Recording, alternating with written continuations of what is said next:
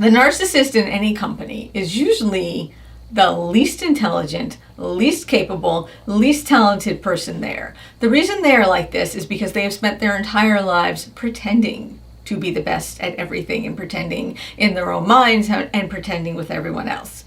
When you do that, there's no room for growth. There's no room for self-reflection, especially if you have to do anything creative or technical. You can't learn how to get better at a computer program when you're insisting that you already know how to do everything.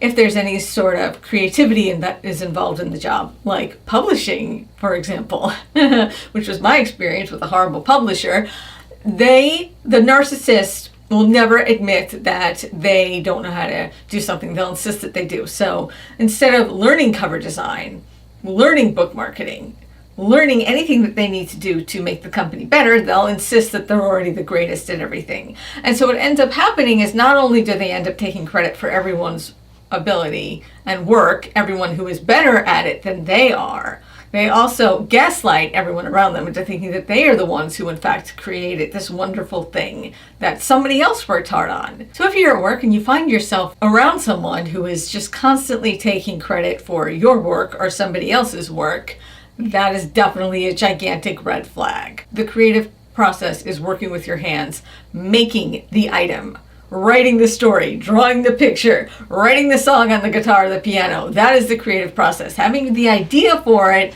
that's great, but that's not the creative process. The person who starts going, oh, it was really my idea, I'm really the creative one, when somebody else is doing all the work, gigantic red flag.